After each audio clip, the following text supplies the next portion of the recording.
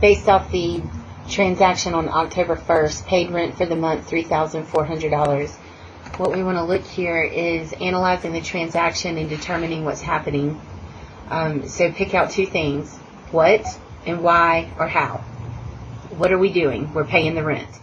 If we're paying the rent, then we are going to associate that with rent expense. So on October 1st, what event took place? We paid the rent. So we have a debit to rent expense, which will increase this account for $3,400. And then we have to determine, how did we pay for this? Well, how we paid for it was with cash. There's no mention of on account or anything like that. So when they don't mention on account, go ahead and assume it's cash. Paid rent for the month $3,400, debit to rent expense for $3,400, increases this account.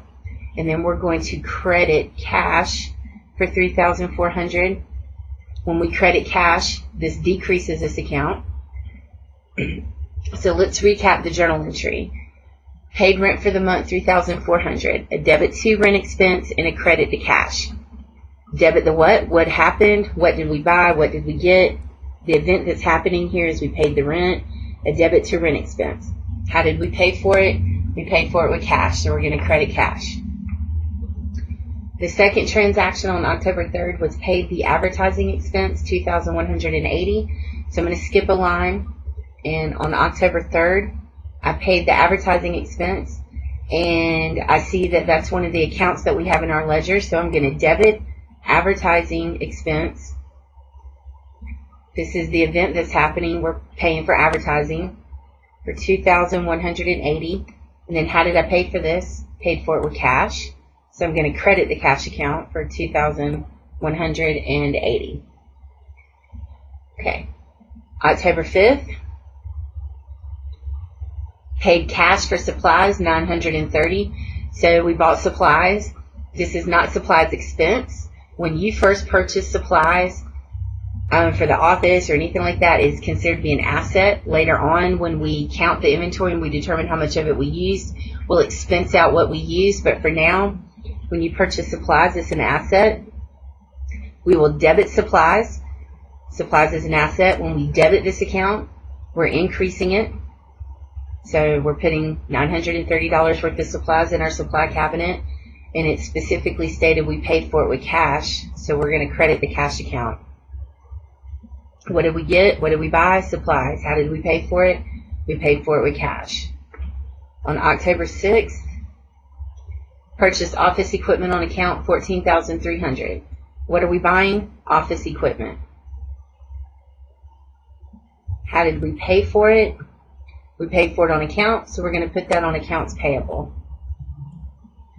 So we're going to credit accounts payable. It's a liability. When we credit this account, it increases the liability. So what did we buy? We bought office equipment.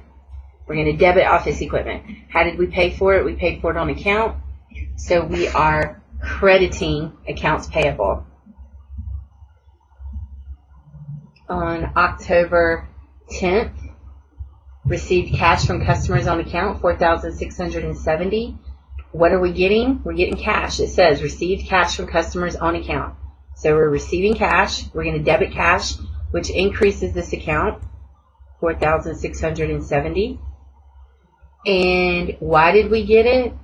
Well, we got it because it was owed to us because customers had some account balances with us.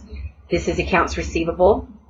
So we're going to credit accounts receivable to decrease the account by $4,670. When a customer owes you money, it goes to accounts receivable. When we bill the customer and let them know they owe us money, we debit this account, and when we receive payment on it, we credit this account. Accounts receivable is an asset. Okay. On October 15th, pay creditors on account, $1,370. So when we put something on account, like here with office equipment, we debit what we bought, and then we credit how we paid for it, and we credit to the accounts payable because we're putting it on account and it's a liability. Well, let's just assume that we're going to be paying on this particular thing that we bought on account, and this is how we're going to do it. We're going to debit accounts payable to decrease this account by $1,370. And then how did we pay for that? We paid for that with cash, because that would be how you pay your creditors. So when we first purchase something on account, we credit accounts payable to increase.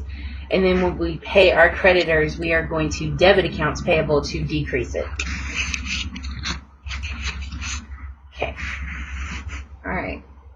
On October 27th, paid cash for miscellaneous expenses, $590. We have a miscellaneous expense account, so we're going to debit miscellaneous expense for $590. The event that's taking place. What are we doing? What are we getting? Miscellaneous expense. So we're going to debit that account. And then how did we pay for it? Paid for it with cash, $590. Okay. On the 30th, October 30th,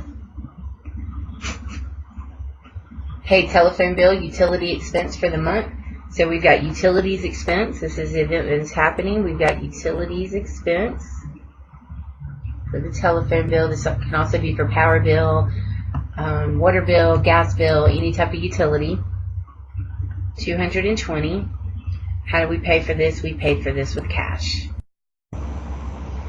Okay, so on October 31st, we have fees earned and billed to customers for the month, $31,100. Fees earned, revenue.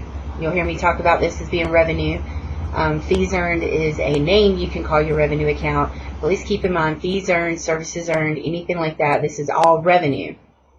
Fees earned and billed to customers. So they're saying we billed the customers, we sent them some invoices to let them know, hey, you owe us some money. So when we bill a customer, we're going to debit accounts receivable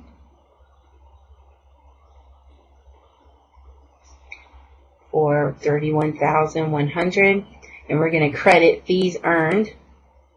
This is our revenue account. I'm going to put this revenue in parentheses for $31,100. Accounts receivable, this is an asset account. We debit to increase this account. Fees earned is a revenue account, and we credit to increase this. So basically what we're saying is we did work. The customer did not pay us, so we sent them an invoice to say, hey, you owe us $31,100 due in 30 days. And we wait to get paid. All right, so October 31st, paid electricity bill, utility expense for the month. So we're going to debit utilities expense,